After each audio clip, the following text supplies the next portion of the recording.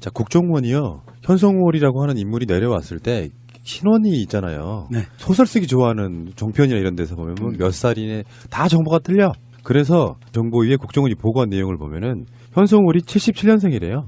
77년 평양 출생. 그럼 다 틀렸었네요. 72년생이다, 79년생이다. 이런 그러게요. 말이 있었네요. 88년생 아닌 스타일이네요. 신비와 친구. 네. 참, 네. 조선일보는 뭐 총살당했다부터 시작해서 네. 이런 개지랄들에 대해서 좀 자정적인 노력도 좀 하고 대국민 사과도 해야 되고 그러는 거 아니야? 그러니까 저희가 우리 방송에서 계속 얘기했지만 이 조선이 북한 방송에서 독점적주의를 가졌거든요. 그게 이제 결과적으로 이 정보가 국정원으로부터 이제 나왔다는 게 이제 알려진 사실 아닙니까? 그러면 이 국정원이 왜 조선에만 특혜의 보도자를 줬는지부터 얘기가 돼야 그렇죠. 되고 이 부분도 좀 나가야 되고 맞아요. 그러면 국정원이 정상적인 정보를 조선에 줬느냐 과거에 총살당했다가 몇 달 있다 나왔잖아요. 몇 년 있다가. 예, 이런 문제들에 대해서 굴절된 정보를 한국 언론사에 제공한 것도 사실은 저는 적폐라고 보고 이것도 좀 조사를 할 때가 있을 거다. 예, 저는 그렇게 보거든요. 자꾸 북한과 남한을 대치하는 형태로 만들려고 하는 의도를 보이고 있는 방송사. 그렇죠. 거기에 독점적으로 정보를 주면서 그 분위기를 끌어갔던 국정원. 지금 그렇게 못하니까 얼마나 속이 타겠어 지금. 그러니까 그것이 결국은 남북한의 혐오를 조장하고 맞아요. 그렇죠. 감정을 유발시키는 과정. 그리고 흥미거리로 이게 굉장히 엄중한데 굴절된 정보로 남한의 흥미거리를 만들고 가십거리를 만들어서 북한을 어떤 굉장히 나쁜 집단, 적대시하는 집단으로 규정하고 대상화한다는 것에 대해서 조중동은 반드시 반성해야 되고 이 자료를 잘못 제공한 국정원도 반드시 그 대가를 받아야 된다. 저는 그렇게 생각합니다. 우리가 지금 북한과 대치 상태일 때는 주로 뭘로 싸웠냐면 대북 확성기로 싸웠거든요. 누가 스피커의 위력이 센가? 그래서 북한은 대응을 못하니까 오히려 자기네 쪽으로 스피커를 돌려가지고 북한의 남한에서 나오는 방송을 음향을 섞어버린다는 거야. 더 시끄럽게 만든다는 거죠. 그런 방식이었는데 최근에 나온 거 보니까요. 대북 확성기 사업도 비리가 있었다는 거야. 정말 저는 어처구니가 없습니다. 진짜. 굉장히 충격이었어요. 한번 돌이켜볼까요? 박근혜 시절에 대북 확성기 설치한다고 막 TV 나오고 이거 막 군인들이 올라가서 막 XY 9개 대비 8개 막 올리고 그랬었잖아요. 그것마저도 돈을 빼먹었다는 거 아닙니까? 그렇죠. 거기서 돈을 대북 확성기가 박근혜 시절에 처음 등장한 게 이동형 대북 확성기가 있었어요. 차량에 설치했던 그런 거에서도 이 돈을 빼먹고 이게 지금 혐의가 드러난 모 상사라는 사람이 그거를 착복을 했다고 하는데 대한민국 군대에서 상사 1개인이 그거를 착복하는 게 가능합니까? 상납했겠죠. 상납도 했을 거고 더 윗선에 어떤 그런 개입이 분명히 있지 않았을까 싶어요. 174억 원짜리 사업인데 고가 계약 등 해가지고 특정 업체로 인해서 34억이 손실됐는데요. 재밌는 거는 이 사람이 나중에 또 납품 업체 있잖아요. 이곳에 주식을 또 사는 하다가 별짓들을 다 한다 진짜. 그러니까 결국은 북한과 남한의 긴장 관계를 조성해서 여기에서 특정 업체에 몰아주고 그 특정 업체를 통해서 또 로비가 이루어지고 결국은 북한을 어떻게 북한에 대한 대응에 중요한 게 아니라 결국은 이 사업 자체가 제가 볼 때는 이 확성기 업체 중심으로 이루어졌을 가능성이 굉장히 높다. 그래서 이것도 비리 중에 하나이기 때문에 반드시 밝히고 윗선까지 누가 지시를 했고 그때 어쨌든 방송을 통해서 대북 확성기의 사업의 필요성을 누가 주장했는지 국회의원들부터 이렇게 전반적으로 조사하면 이 티가 나온다 분명히. 그리고 이 부분은 사실은 이게 이제 간단히 하나의 가십 같은 일부 몰지각한 군인의 그 비리로 갈 수도 있겠지만 이명박 박근혜 정부 시절에 벌어졌던 이 방산 비리에 대한 하나의 그 조각에 불과해요. 그리고 이 조각에 불과한 것인데 사실은 이게 도화선이 될 수도 있는 위력을 갖고 있어요. 방산 비리가 아마 줄줄이 조금씩 나올 거라고 봅니다. 174억에 산 게 고정형 24대, 기동형 16대거든요. 그래서 토탈 40대를 구매를 하는데 이 중에서 기동형 16대가 성능이 부실한 거예요. 그래서 원래 처음에 살 때는 소리가 10km까지 퍼져나간다고 했는데 육군에서 자체 검사를 하니까 이게 5km밖에 전달이 안 되는 거예요. 그런데 앞에 산이 있고 바람이 불면 1, 2km밖에 소리가 전달이 안 된다는 거예요. 무용지물이라는 거죠. 완전 필요가 없는 거죠. 아니 이게 5km밖에 안 가면 이게 군사분계선을 중심으로 해서 그 남방한계선과 북방한계선 간의 거리가 4km거든요. 2km. 2km씩이니까 그러면 겨우 그거 넘어갈까 말까 한 거 날씨가 좋을 때. 아니죠. 남방 한계선도 못 넘어가고 있는 거죠. 날씨가 안 좋을 땐 1km밖에 안 가는. 그러니까 날씨가 좋으면 겨우 그거 넘어갈까 말까. 그러니까 DMZ 동물들 자장가 정도? 그렇죠. 뭐 하자는 건지 지금 너무 그러니까. 괜히 그것도 좋은 것도 아니야. 깨우기만 해 동물들을. 그러니까요. 재우지도 못하고. 아니 그러니까 대북 확산기 사업은 그나마 사람들에게 관심을 많이 받았던 아, 사업이잖아요. 뉴스에 계속 나왔죠. 그렇죠. 그럼에도 이런 비리가 생기면 관심을 받지 못하는 그런 사업들은 어마어마했겠다는 생각도 자, 들 그런데 문제는 이게 이제 감사원 지적이 나온 거잖아요. 그런데 만약에 자유한국당이 계속 집권했더라면 이건 감사도 못했던 거 아닙니까? 그렇잖아요. 감사도 못하고 계속 진행형이 되겠죠. 그렇죠. 지금도요. 계속 네. 진행형이고 확대됐겠죠. 그런데 결국은 대북 확성기에 대한 효과는 없고 돈만 계속 국고만 날리고 헬스만 날리는 거 아닙니까? 이 세력의 공범들인 자들이 평양 올림픽이라고 또 그래서 지지율 끌어내리려고 그 지랄들을 한 게 아니에요. 그 그렇죠. 세력이죠. 전체 뻔뻔한 자기들 돈 거예요. 안 되니까. 그리고 이들은 지금 처벌을 받지 않았기 때문에 곳곳에 각 부처에 관료주의적 성격으로 포진되고 있어요. 그래서 지금의 문재인 정부의 정책을 굴절시키거나 또는 문재인 정부의 정책을 훼손하거나 이래서 국민과 진보 정치, 진보 민주 정치를 더 확산하지 못하게끔 블록을 형성하는 집단들로 구성되어 있거든요. 하루 빨리 이것들을 솎아내지 않으면 제가 볼 땐 적어도 계속 문재인 정부의 발목을 잡을 놈들입니다. 그래서 이놈들은 솎아서 바로 짱돌로 조사버려야만 지금 우리가 정말 국민이 원하는 나라를 만들 수 있고 동북아 평화를 가져올 수 있다라는 거거든요. 세상에 빼먹을 거 없어서 이 확성기에서 빼먹습니까? 어떻게 보면 빼먹는 게 더 좋아졌지만, 그죠? 그렇죠. 네. 딱 빼먹기 좋은 시대였었죠. 근데 이런 게 얼마나 비일비재하겠습니까? 지금 이 정부에 들어와서 아직은 방산비리는 손도 못 대고 있습니다. 다른 데가 푹푹 더 썩어서 일단 방산비리가 언제부터 수사가 될지 모르겠지만 정말 우리 기억나잖아요. 철모 빵꾸 빵빵 나고 몇십 년 된 물통 쓰고. 그렇죠. 네. 방산비리 막으려고 엄청난 몸부림을 칠 것 같네요. 그죠? 이게 이명박이 아마 포트라인 쓰고 정식 기소가 되고 난 다음에는 필연적으로 이런 일들이 계속 감사원의 적발이 되는 것을 보면 필연적으로 이거는 갈 수밖에 없다. 똥은 숨겨진 곳에 있어가지고 똥을 싸는 것보다 치우는 데서 훨씬 오랜 시간이 걸리는 거예요. 찾아내야 되니까.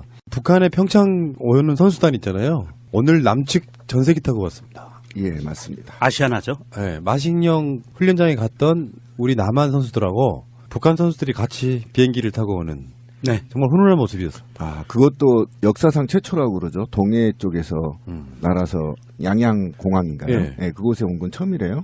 이렇게 간단하고 쉬운 걸 막 돌아가잖아요, 우리가. 대한민국이 만들어지고 나서 해방 이후에 동해 쪽에 항공로가 처음 열린 거예요. 굉장히 좀 역사적으로 좀 이슈가 크게 될 만한 사항들이고요.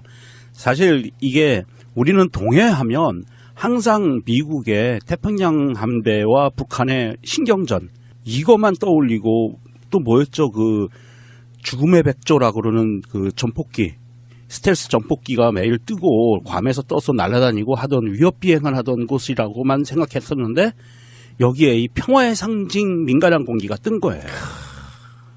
굉장히 이거는 역사적인 사건이라고 볼 수 있습니다. 근데 그리고 더불어 북한의 동쪽 이 원산 이쪽 지역은요. 미군을 견제하기 위한 군사시설들이 굉장히 많고요. 그리고 이번에 선수단이 같이 온 그 갈마 비행장도 북한의 군사 비행장을 같이 쓰는 곳이에요. 전투기가 같이 있는 곳이기 때문에 보안이 굉장히 엄격하고 공개되기를 꺼리는 곳인데 이번에 공개가 되고 민간 항공기가 왔다 갔다 하는 역사적인 일이 벌어진 겁니다. 아시아나항공 오지 13585. 저희가 이제 예전에 제가 연기를 한번 갔다 왔잖아요. 그래서 연기를 갔는데 그쪽에 이제 북한 전용 식당이 있어요. 북한 우리가 생각하는 대로 하는 춤도 추고 노래도 부르고 밥도 먹고 하는 곳인데 그곳에 가서 같은 동포들끼리 껴안고 이제 눈물도 흘려보고 이랬었단 말이죠. 같이 훈련을 하고 넘어오면서 기장의 그 멘트가 저는 이 멘트를 보고 눈물이 날 정도로 감동적이었어요. 한번 읽어주시죠. 여러분, 지금 막 북한 영공을 통과했습니다. 누군가가 앞서 걸었던 피땀 어린 노력으로 이곳에 다시 올 수 있게 됐습니다. 굉장히 감격스럽습니다. 이 말만 들어도 감격스럽다. 저는 이 두 번째 단락 누군가가 앞서 걸었던 피땀 어린 노력 그렇죠. 이 소리를 듣고 우리 청와대에 있는 문재인 대통령이 얼마나 눈물을 흘렸겠어요. 강벽적이었고. 그런데 이 점과 좀 다른 점이 있더라고요. 젊은 세대들은 역시 틀리다. 그리고 김정은 위원장도 사실은 젊은 세대 아닙니까? 우리가 볼 때는. 네. 네, 젊은 세대죠. 이제 40 안 됐나요? 젊은 세대에서 감각이 다르다. 이번에 이 북한 선수단들이 김정은과 김일성의 휘장에 배지를 달지 않았다는 거잖아요. 예, 우리 측도 태극기 안 달았고요. 그렇죠. 예. 달지 않았다는 거에서 굉장히 이 신세대적 감각이 있는 것이고, 그 다음에 이 비행기 안에서 서로 웃고 밝은 모습들을 한번 보십시오. 사진도 찍고 인증샷도 찍고 그러면서 그 분단의 역사를 넘어온 겁니다. 예. 일단 남한 대표단이 북한으로 갔을 때 그 기장의 멘트고요. 아까 그렇지. 그거는 근데 이게 재밌는 게 난 상상도 못했던 대북 제재 조건이 있더만요. 예. 그 미국이 발표한 대북 제재 가운데 북한을 방문했던 항공기는 180일간 미국 내 공항에 착륙할 수 없다 이런 조항이 있대요. 그 정도로 국제적인 제재가 엄중하네요. 뭐 경제 제재 이런 것들이 그냥 말로만 제재하는 거다 생각했는데 그런 부분이 있군요. 이런 부분 때문에 미국의 사실은 이게 이제 미국이 북한을 제재하기 위해서 전 세계 국가들을 상대로 북한의 비행기 띄우지 마라는 선언을 했던 거고요. 그 선언 때문에 아시아나는 민간 항공사고 이익을 위해서 움직이는 기업이기 때문에 이 비행기가 미국에 들어가서 착륙하지 못하는 사태가 나면 굉장히 큰 기업적 손실이 오거든요. 안 가면 되죠 뭐. 꼭 미국만 가야 되나? 근데 이 항공기의 하나인 거잖아요. 그렇죠. 그렇죠. 그러니까, 이 항공기 네. 하나인데 국내선 민유일 거고. 그럼에도 불구하고 대한민국 정부에서는 이렇게 정부 차원에서 일을 진행하는 거에 있어서 민간 기업이 손해를 보면 안 된다는 개념으로 이걸 막바지까지 미국과 협상을 한 거예요. 나중에 그 비행기든 뭐 KTX든 열차든 버스든 간에 어디 터미널이나 역에 가면은 평양, 원산, 아오지 뭐 이렇게까지 다 할 수 있는 그런 시대가 빨리 와야 되는데 말이에요. 그러니까 이런 작은 거 하나라도 이제는 우리 국민들이 이게 불합리하다는 걸 알잖아요. 미국이 뭐간데 왜 북한을 가면 안 되냐는 거죠. 이런 거에 대해서 우리가 좀 고민을 해야 되고 이번 참에 어쨌든 우리 국민들이 미국에 대한 너무 승리라는 개념과 이런 것들을 좀 깨우치는 계기가 돼야 된다. 예. 미국이 과연 우리의 우방인가 진정한 우방인가라는 고민해야 되는 시기가 왔다 이제. 예, 알겠습니다. 뭐를 조선에 줬느냐 과거에 총살당했다가 몇 달 있다 나왔잖아요. 몇 년 있다가. 네, 이런 문제들에 대해서 굴절된 정보를 한국 언론사에 제공한 것도 사실은 저는 적폐라고 보고 이것도 좀 조사를 할 때가 있을 거다. 네, 저는 그렇게 보거든요. 자꾸 북한과 남한을 대치하는 형태로 만들려고 하는 의도를 보이고 있는 방송사. 그렇죠. 거기에 독점적으로 정보를 주면서 그 분위기를 끌어갔던 국정원. 지금 그렇게 못하니까 얼마나 속이 타겠어 지금. 그러니까 그것이 결국은 남북한의 혐오를 조장하고 맞아요. 그렇죠. 감정을 유발시키는 과정. 그리고 흥미거리로 이게 굉장히 엄중한데 굴절된 정보로 남한의 흥미거리를 만들고 가십거리를 만들어서 북한을 어떤 굉장히 나쁜 집단, 적대시하는 집단으로 규정하고 대상화한다는 것에 대해서 조중동은 반드시 반성해야 되고 이 자료를 잘못 제공한 국정원도 반드시 그 대가를 받아야 된다. 저는 그렇게 이루어졌을 가능성이 굉장히 높다. 그래서 이것도 비리 중에 하나이기 때문에 반드시 밝히고 이성까지 누가 지시를 했고 그때 어쨌든 방송을 통해서 대북 확성기의 사업의 필요성을 누가 주장했는지 국회의원들부터 이렇게 전반적으로 조사하면 이 티가 나온다 분명히. 그리고 이 부분은 사실은 이게 이제 간단히 하나의 가십 같은 일부 몰지각한 군인의 그 비리로 갈 수도 있겠지만 이명박 박근혜 정부 시절에 벌어졌던 이 방산 비리에 대한 하나의 그 조각에 불과해요. 그리고 이 조각에 불과한 것인데 사실은 이게 도화선이 될 수도 있는 위력을 갖고 있어요. 방산 비리가 아마 줄줄이 조금씩 나올 거라고 봅니다. 174억에 산 게 고정형 24대, 기동형 16대거든요. 그래서 토탈 40대를 구매를 하는데 이 중에서 기동형 16대가 성능이 부실한 거예요. 그래서 원래 처음에 살 때는 소리가 10km까지 퍼져나간다고 했. 자, 국정원이요. 현성월이라고 하는 인물이 내려왔을 때 신원이 있잖아요. 네. 소설 쓰기 좋아하는 종편이나 이런 데서 보면 몇 살이네 다 정보가 틀려. 그래서 정보위에 국정원이 보고한 내용을 보면은 현성월이 77년생이래요. 77년 평양 출생. 그럼 다 틀렸었네요. 72년생이다, 79년생이다. 이런 그러게요. 말이 있었네요. 88년생 아니어서 다행이네요. 신비와 친구. 네. 참, 네. 조선일보는 뭐 총살당했다부터 시작해서 네. 이런 개지랄들에 대해서 좀 자정적인 노력도 좀 하고 대국민 사과도 해야 되고 그러는 거 아니야? 그러니까 저희가 우리 방송에서 계속 얘기했지만 이 조선이 북한 방송에서 독점적주의를 가졌거든요. 그게 이제 결과적으로 이 정보가 국정원으로부터 이제 나왔다는 게 이제 알려진 사실 아닙니까? 그러면 이 국정원이 왜 조선에만 특혜의 보도자를 줬는지부터 얘기가 돼야 그렇죠. 돼요. 이 부분도 좀 나가야 되고. 맞아요. 그러면 국정원이 정상적인 정계 생각합니다. 우리가 지금 북한과 대치 상태일 때는 주로 뭘로 싸웠냐면 대북 확성기로 싸웠거든요. 누가 스피커의 위력이 센가? 그래서 북한은 대응을 못하니까 오히려 자기네 쪽으로 스피커를 돌려가지고 북한의 남한에서 나오는 방송을 음향을 섞어버린다는 거야. 더 시끄럽게 만든다는 거죠. 그런 방식이었는데 최근에 나온 거 보니까요. 대북 확성기 사업도 비리가 있었다는 거야. 정말 저는 어처구니가 없습니다, 진짜. 굉장히 충격이었어요. 한번 돌이켜 볼까요? 박근혜 시절에 대북 확성기 설치한다고 막 TV 나오고 이거 막 군인들이 올라가서 막 XY 9개 대비 8개 막 올리고 그랬었잖아요. 그것마저도 돈을 빼먹었다는 거 아닙니까?